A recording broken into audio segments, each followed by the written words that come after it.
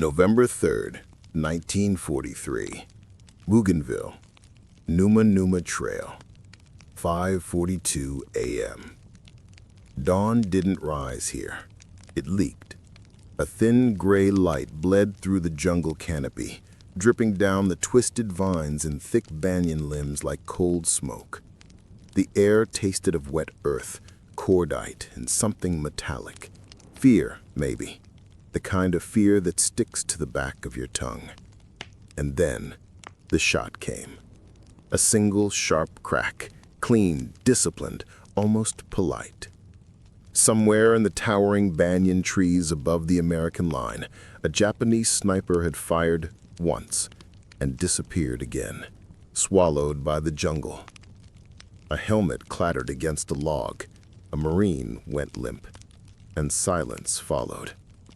Not the peaceful kind, the kind that meant everyone else was next. If you're new here and you want real, immersive World War II stories that put you in the cockpit, in the trenches, and behind enemy lines, subscribe now. Most people scroll past history, but you're here to experience it. So hit subscribe and like the video. The mission's only just begun. For the Marines of the 3rd Division dug into the muddy defensive line along the Numa Trail, this had become a ritual, a brutal, hour-by-hour baptism. Japanese snipers, Type 97 rifles, 4X scopes, doctrine drilled to lethal perfection, were killing Marines with machine-like consistency. 10 bodies yesterday, 7 the day before, 15 the week prior. Men joked that the jungle had grown teeth. Others said the trees were watching. Most simply whispered the same phrase: ghosts with rifles. Because that's what these snipers were. They didn't move for 48 to 72 hours. They blended mud into their uniforms, tied palm fronds to their helmets, buried themselves chest deep in spider holes, or climbed into hollow coconut palms and became part of the island itself. And when they finally fired, it was to kill. Medics, radio men, squad leaders, anyone whose death would paralyze the unit. The Marines knew the rules by now. If you rose even 5 inches above your foxhole, if your helmet rim caught even a sliver of light, if your silhouette looked even remotely human, you died. So the men flattened themselves into the mud, rifles pressed against their chests, breath locked and tight, waiting for the next unlucky soul the jungle would choose. But one Marine did not stay down. Sergeant William Ethridge crouched at the edge of his foxhole, staring at the banyan branches with a look that was more irritated than afraid. He wasn't built like the others, less statue, more troublemaker, the kind of man who looked like he'd fight a war, but definitely didn't plan on doing it politely. He wiped the sweat off his forehead and muttered, "Son of a bitch, fired before breakfast, rude." The private beside him blinked. "Sergeant, that was the 3rd one in this hour." "I know," Ethridge said. And then he did something impossible. He smiled. Not a cheerful smile, a carnival worker smile, the grin of someone who knows a trick nobody else does. Because before the war, Ethridge wasn't a killer. He wasn't even a soldier. He was a traveling carnival man, drifting from state to state, working the moving target booths, rigging shooting galleries, mastering illusions that fooled drunk fathers and overconfident farm boys. And now he was watching his squad die. 7 men in 2 days, because a sniper high in a tree was better at his job than they were at staying alive. The sniper doctrine was simple. Shoot at movement. Shoot instantly. Shoot at helmets. Shoot at rising silhouettes. So Ethridge whispered something that made the private swallow hard. They only shoot what looks alive, so let's give 'em something that only looks alive. He grabbed a discarded ration box, tore it open, and shoved it into an empty helmet. It gave the shape weight, just enough to mimic a skull. Then, he snatched a rifle cleaning rod from his pack, stuck the helmet on top, and crouched lower into the foxhole. The private stared at him like he'd gone insane. "Sergeant, you're not gonna—" Ethridge held up a finger. "Watch and learn, kid. This is a carnival show now." The jungle held its breath. Slowly, painfully slowly, Ethridge raised the helmet. Not smoothly, not predictably. He moved it in jerky, panicked human motions, just like someone peeking over cover. 3 inches up. Stop. A tilt to the left. Drop a little. Back up. Wobbling. Hesitating. To a sniper in a tree, this wasn't a trick. This was a Marine trying to survive. Exactly 0.7 seconds later, crack! The sniper fired. The helmet snapped backward, blown clean off the rod. Ethridge's smile widened. "There you are, you bastard." Marines on both sides of the foxhole shot up like lightning. A bar team ripped open the tree with automatic fire. 2 grenadiers lobbed fragmentation grenades into the roots. Someone shouted they saw movement. And then the banyan tree spat leaves and splinters as the hidden sniper finally fell. 6 days that sniper had lived up there. 6 days of kills, patience, and perfection. And he died because a carnival worker waved a helmet on a stick. The private beside Ethridge exhaled for the first time in minutes. "Sergeant, what was that?" Ethridge tapped the rod. "A carnival illusion, son." He cracked his neck. And that was just the warm-up. The men around him looked at the destroyed sniper nest and then at the helmet decoy still lying in the mud. And a new ritual was born. The Carnival Trick. A stupid, brilliant, lethal insult to the deadliest snipers in the Pacific. And by sunrise, it would spread across the line like wildfire. November 3rd, 1943, Bougainville, 6:18 a.m. The jungle didn't calm after the sniper fell. If anything, it grew hungrier. A mist rolled through the undergrowth like a living thing, creeping low, climbing to boots, sliding around foxholes as if sniffing for the next Marine foolish enough to move. Steam rose from the wet earth. Far off, sporadic machine gun fire rattled like distant thunder. But on the Numa line, everything was tense and still, except for Bill Ethridge. He wasn't celebrating. He was thinking. His men were alive for one stupid, brilliant reason, but the jungle was full of snipers who hadn't fired yet. Somewhere out there, up in hollowed-out coconut trunks, buried inside spider holes, or coiled in the jagged limbs of banyans, dozens more Japanese marksmen waited with fingers resting on their triggers. Ethridge wiped mud from the decoy helmet and set it on his knee.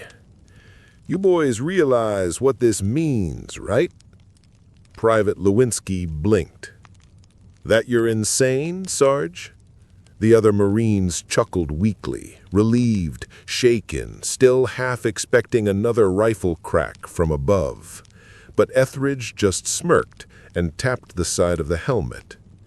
"No, son. It means these tree-hugging sharpshooters ain't half as clever as they think." He held up the cleaning rod, rotating it between his fingers with practiced ease. This wasn't a weapon to him. It was a carnival prop, a showman's wand, a tool to manipulate human instincts. Back in Nebraska, Ethridge used to run an attraction called the Dancing Head, a trick booth where a fake head bobbed up from behind a barrel, daring customers to shoot it before it dropped. Kids loved it. Drunk men failed it. Ethridge mastered it. What none of those people knew was that the motion of the fake head wasn't random at all. It was psychological, jerky, nervous, slightly uneven, exactly the way a human being moved when fear crawled up their spine. And Marine after Marine on Bougainville rose exactly like that, terrified, desperate, exposed for a second too long. That's why the trick worked. Not because the helmet fooled the eye, but because the motion fooled the mind. Ethridge looked back toward the dead sniper's tree. Japanese doctrine says they fire at movement first, target second. They're trained to react to fear. They're predators hunting for a flinch. Lewinsky swallowed. So, you're saying we give them flinches? Oh, we're gonna give them the whole damn carnival parade. He reached into his pack, pulled out more ration boxes, and tossed them out.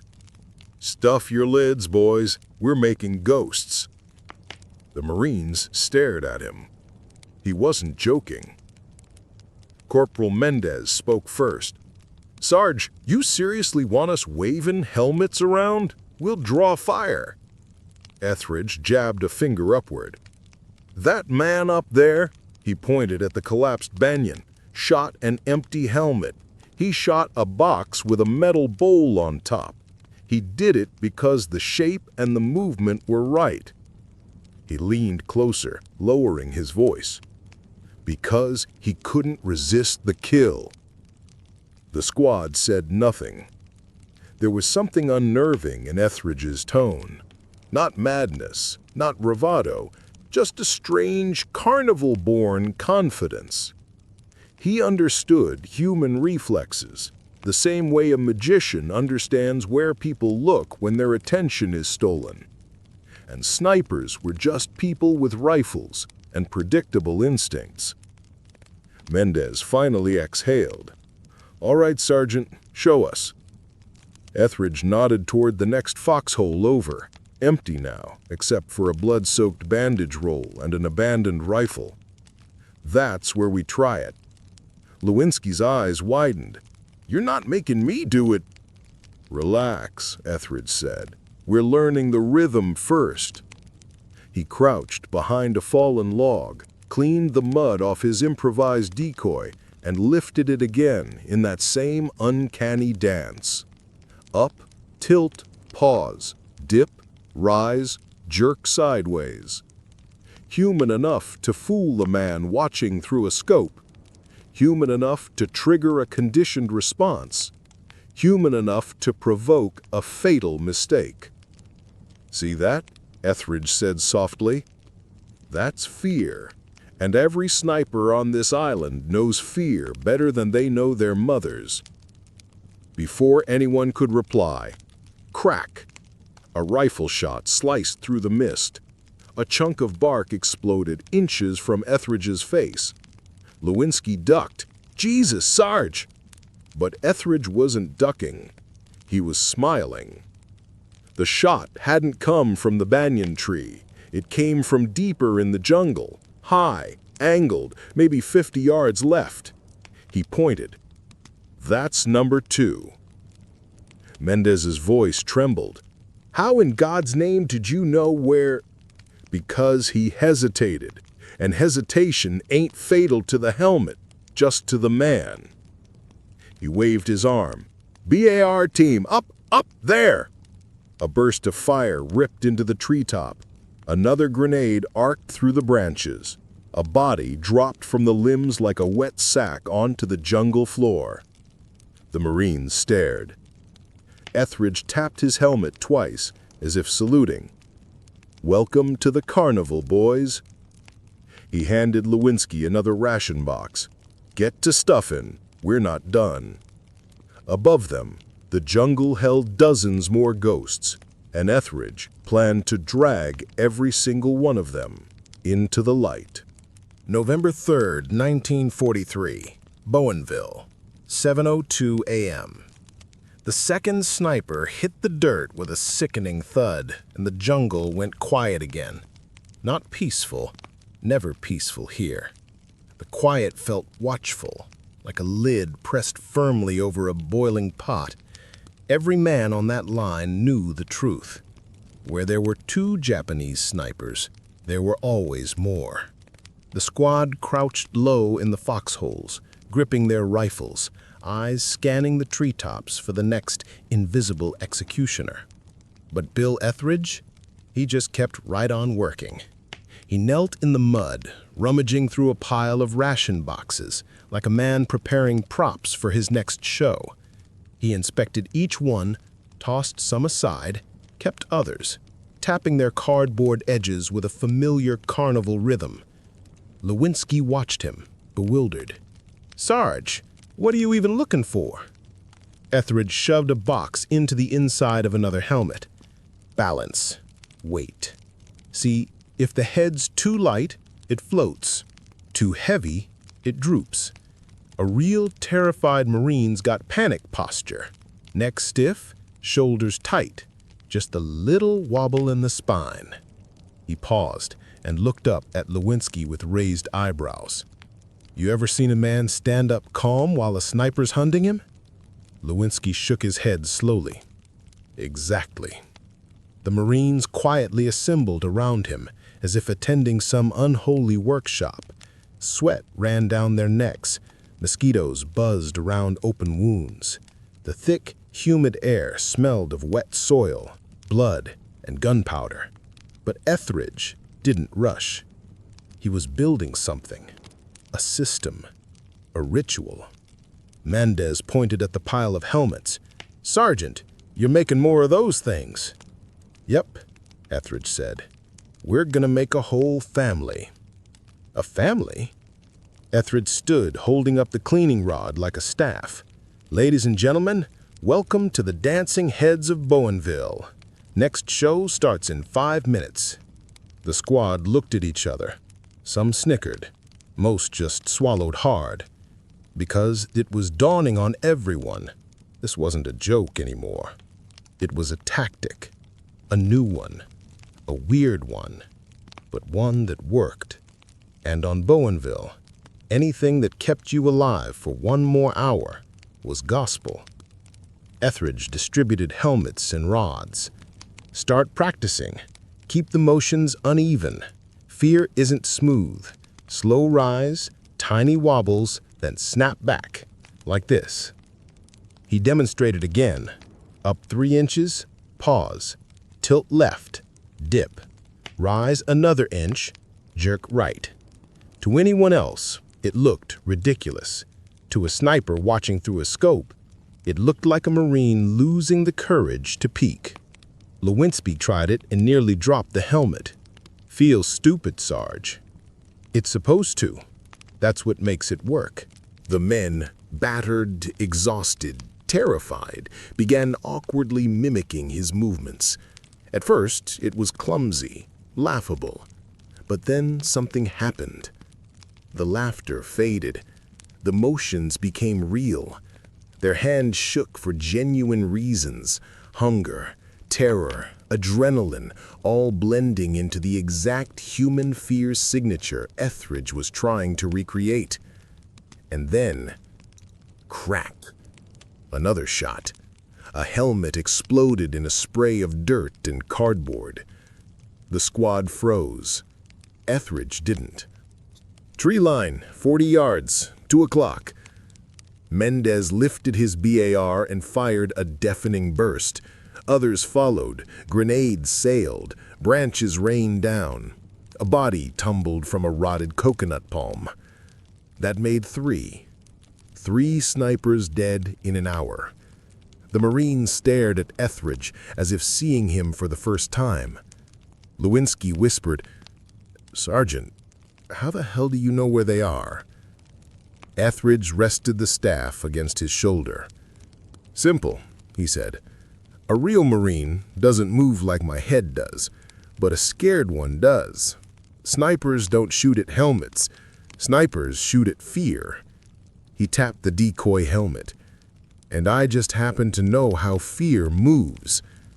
A distant shout cut through the trees. Another squad, just a ridge away, taking fire. Ethridge stood instantly. "Grab your sticks, boys. We're going walking." "Walking where?" Lewinsky asked. "Up the line," Ethridge said, slinging his rifle and picking up 3 more ration boxes. "We ain't the only ones getting hunted today." The squad followed him, still crouched low, weaving between roots and ferns, stepping over foxholes and fallen branches. The jungle muffled everything, turning each step into a tense whisper. As they approached the next perimeter, they saw Marines pinned down behind sandbags, terrified to rise even an inch. Every few minutes, another crack. Same pattern, same precision, same invisible killer. The squad leader looked up at Ethridge, eyes wide. "We've lost 4 men already. Bastards somewhere in that canopy, maybe 50 yards out. Haven't seen a damn thing." Ethridge knelt beside a sandbag and raised his decoy helmet. The squad leader hissed, "You'll get yourself killed." Etheridge's grin returned. "Nah," he said. "I'll get him killed." He lifted the helmet. Up, pause, tilt, wobble, dip, crack. The shot tore the air. Ethridge pointed instantly. "Tall Banyan, second fork. On him!" BARs roared. Grenades boomed. The sniper fell. The pinned-down Marine stared in disbelief. Lewinsky muttered, "Told you. Welcome to the carnival." And just like that, more hands reached for ration boxes. More helmets were stuffed. More rods were lifted. A strange, desperate hope flickered across the men's faces. In a jungle filled with ghosts, they finally had a way to make the ghosts bleed.